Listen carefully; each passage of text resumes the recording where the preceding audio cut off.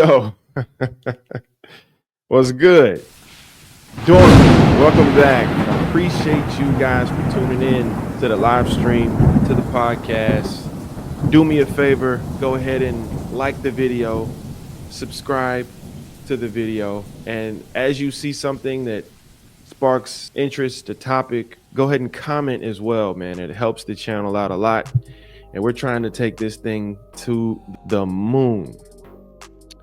Today we got a couple of topics we're going to talk about, a couple of videos that were sent to me, and we're going to see what we got. Here's the first video. Let's see what's going on. Punch you and knock your fucking security on his ass, and I'm gonna look at you and laugh. Who gonna protect you now? Yep. That's some real shit. That's real shit. Make sure your niggas are training. So some of them got some skills. Others are just big dudes. Yeah. Or they just got guns. That too. These are your squad. You guys making real money out here? Invest into your team. Start having these niggas trained. Me and Wiz talking about doing a whole training program. That's a good idea. Have them trained, dog, so they can really protect you. Because sometimes when you got the martial arts, you know the martial arts. Yeah. When you know you can, sometimes you don't. Sometimes these security guards just want to knock some motherfucker out. Yep. And they get their first little inkling of a chance, and they're gonna turn it up. But when you're a martial artist, you really evaluate the situation. Like, does it require that kind of fucking force? I got you. Because I know I can do it, but is it gonna fuck me up? Is it gonna mess up my person I'm protecting? Is it gonna be niggas outside shooting afterwards? Is it liability? Could we slide to the side? Yeah. And let these niggas be. So this is Tyron Woodley, UFC fighter, and he's making some good points. He's basically just advocating for guys training. If you're going to be protecting somebody for a living, you should absolutely be formidable, 100%. And you should be trained in not only hand-to-hand combat, but also in weapons training as well. You should be proficient with everything, because every once in a while, you just got to get busy. That's just part of it that comes with it. If you're working in this game and you haven't had to get busy,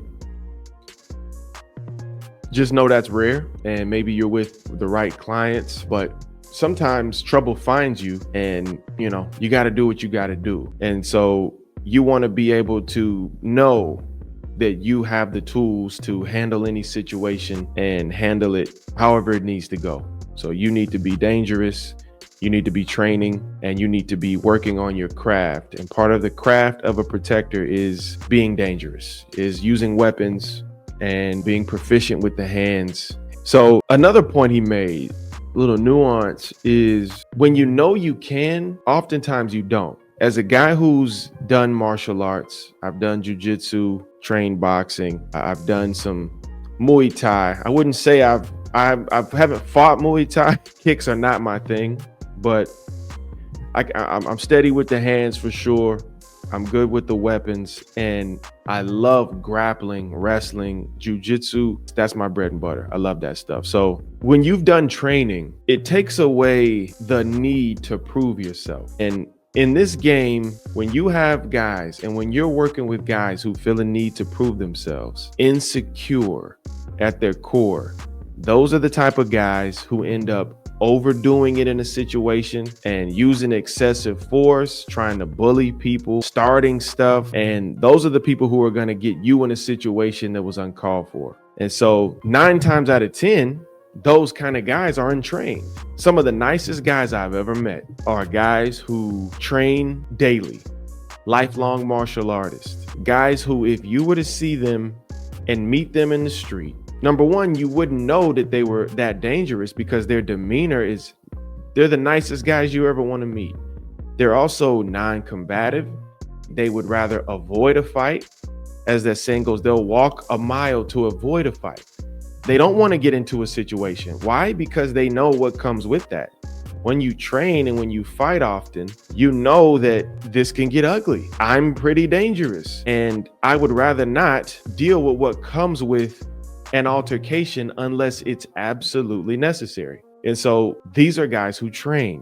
They have nothing to prove. They're confident in themselves. They don't feel away when people start yip yapping and talking, and they're not gonna get all riled up and feel like I gotta punch somebody or do. They know because they fought this morning in training. So they'll diffuse it. They'll let whoever it is think that they won. Yeah, go on about your business. Have a good day. They're the nicest people. But if it were to go down, that person who trains every day is an absolute dog. You better believe it.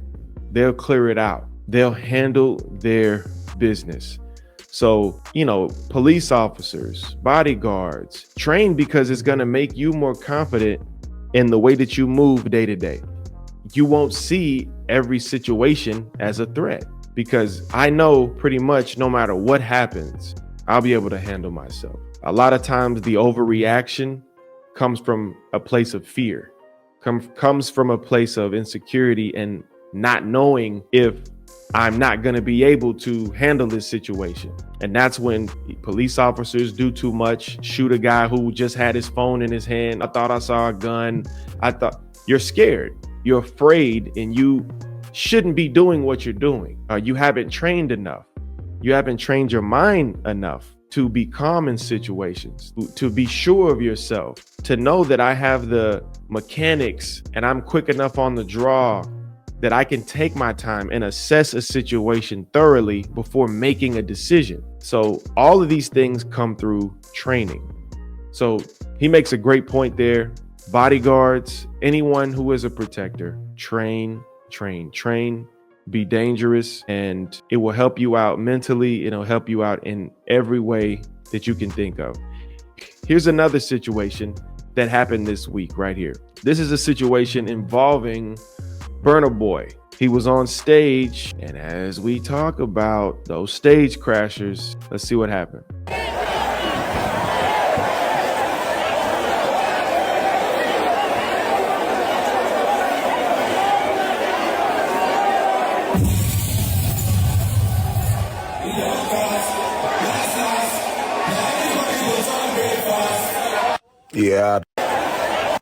Yeah, so he actually left the stage after this incident. He stopped performing and left the stage. But a stage crasher jumped the stage, ran up to him. At this point in the situation, you have no idea what this individual running up to him at full speed is trying to do. For a performer, I'm sure that this is nerve-wracking. I'm sure that this puts a lot of unnecessary things on your mind. This is a letdown by security, and this is extremely dangerous. Make no mistake. We saw what happened with X. Go back and watch the episodes that I've done previously about stage crashers. It's a serious issue that security has to deal with. So he runs up, does something completely goofy. I don't know what he was thinking or trying to do. Security comes up late, pushes him in the crowd. Security didn't overdo it, didn't throw him down, didn't push him too hard, and gets out of there, but the damage is done. Burna Boy, his mind is out of it. He said in a statement that he released that he's got PTSD or something along those lines, and he hates stage crashers because he doesn't know. I don't know what he's been through in his life, but he doesn't know what this individual is doing who's running up to him. And I'm sure it takes your mind off of music. When your safety is at risk and something happens that threatens you physically, somebody running up to you, your mind snaps out of doing music and performing and entertaining as it should, and you probably jump into survival mode. I may have to put this guy down. I may have to fight for my life. He may have a blade. He may try to throw acid on me. Who knows what it is? You never know what you're dealing with. So to have a situation like that happen and then be able to just jump right back into singing a song and dancing, it's probably not as easy as people think. So Burna Boy, right after this situation, you heard the DJ try to start the music back. He waves it off like, nah, not happening. He cuts it right there and he leaves the stage. Unfortunate for a show to be cut for a security letdown. Somebody along that stage area was sleeping and not doing their job, and as a result the show was over. Unfortunate situation. And then the last video I want to show today, this was making the rounds heavy this week. DTE. Yeah, this was just a situation when a guy was unalived by a person who showed up at his door and was pretending to be a utility worker. And We'll check out he DTE. rings the doorbell, DTE. We're checking for gas leaks. Shows a clipboard. And I hate stuff like this because the way the world is, you can't even open up your door for people who are dropping off groceries. You can't open up your door for anybody these days. It's because of videos like this, they make you question a lot of things. Best practice is we don't open the door for anybody for any reason unless they're family. Even if they're neighbors or something like that, you just don't know people's true intentions. And by the time you open up that door, you're at the mercy of whatever this individual has planned. And so it's an unfortunate situation. That's a tough situation because if he is a utility worker and there is a gas leak or something, I would say the average person is going to open the door and want to know what's going on. So unfortunate situation. I would say the only thing I can say on that, best practice, don't open the door for anybody you don't know, point blank, period. That's non-negotiable. If I don't know who you are and you're a worker and you're claiming to be whoever, and we're doing a survey about, I don't care what it is, we're giving away TVs or we don't open the door. And you should make that the practice at your house. Talk to your kids, talk to your wife, talk to your mom. We don't open the door for anybody that we don't know. No exception to the rule. And you have to be that way because of things like this. It's unfortunate, but that's the world we live in. You got to move in reality. So that's the show today, guys. I appreciate you all checking in. This has been episode 18 of the Doormen Podcast. Do me a favor and like, subscribe, hit the bell notification, leave a comment, let me know what you think.